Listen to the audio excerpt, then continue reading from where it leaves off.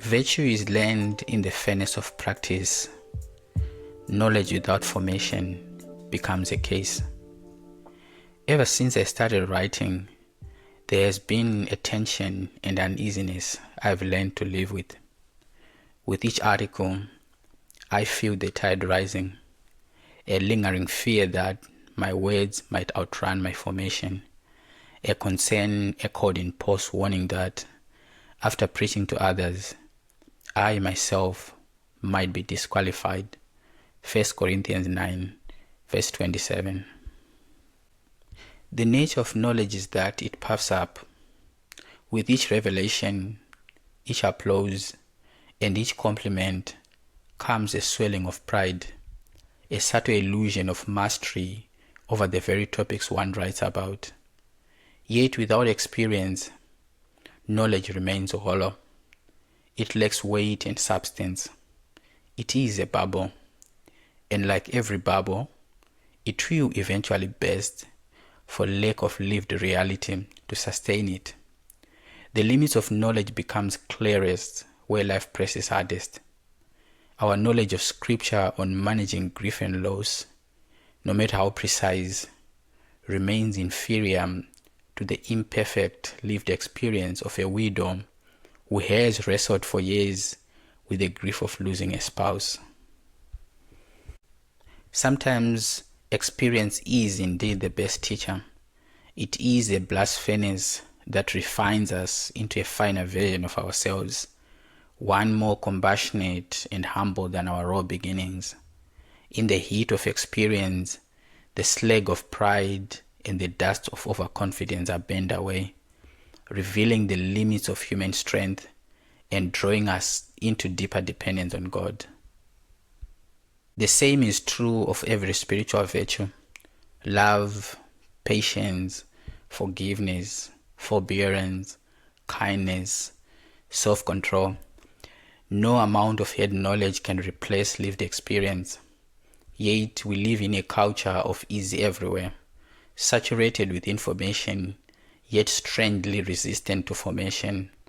Rather than embracing the opportunities life presents for virtue formation, we substitute consumption for obedience, accumulating more knowledge while inventing increasingly sophisticated ways to avoid formation. Love is perhaps the clearest example. Our knowledge of it has increased in virtually every respect. A simple internet search surfaces definitions, techniques, sermons, and even scriptural references across countless translations. Yet with all this information at our fingertips, the society around us appears no more loving. If anything, it often seems less so. A sobering reminder that there is only one way to learn how to love. That is, by loving. Not by reading about love, not by writing about it, and certainly not by teaching about it. Love is not learned from a distance. Distance may feel safer, but it is often just withdrawal dressed up as love. In reality, it strips love of its very substance. Love is learned in the trenches of inconvenience, not in definitions, techniques, or polished idioms. It is sharpened, manifested, and allowed to thrive as we embrace imperfection, not in polished voice notes rehearsed before sending, nor in curated text messages refined through search engines and AI tools, nor in the occasional check-in call. It is built in shared spaces where tempers flare, flows surface, boundaries are crossed, and characters collide. It is strengthened through unpolished, difficult conversations, loving rebukes, and quiet moments of hesitation and doubt. It is sharpened when we show up, even when we are unsure we should, when we remain present in the mess, despite the hurt of counsel offered and never heeded. Anything short of this is only a fleeting shadow of the real thing, not a sustaining relational bridge. but a wall and an impediment to love's true substance. It is an idea that has not yet been fully tested or stretched. The same is true for forgiveness. The emotional capacity to absorb offense, bear the cost, and set the offender free without conditions or hidden grudges. No amount of theory can do this work for us. Forgiveness is a path that must be walked. Without a commitment to live out what we know, our society remains more broken and unforgiving than ever, despite being more knowledgeable and informed than at any other time. Developing the spiritual and emotional competence for forgiveness begins with resisting the impulse to disengage under the guise of protecting our peace. True peace is embodied in forgiveness, not in avoiding it. Every time we walk away instead of addressing conflict, we forfeit an opportunity to grow in conflict resolution. We lose the chance to hear the underlying story, to clarify misunderstandings, to correct an erring brother, and most painfully, we risk losing a friend, a partner, or a brother altogether. Disagreements harden into conflicts, and the rifts between us widen into islands too far apart for bridges to reconcile. We end up in bubbles of isolation, cages that appear peaceful on the outside, yet brew wars within, tensions fermented by a false understanding of peace, unresolved conflicts, and hidden bitterness. It is resentment deliberately embraced, replayed at every opportunity, rehearsed until it hardens into memory, and entrenched so deeply that even the passage of time can no longer heal it.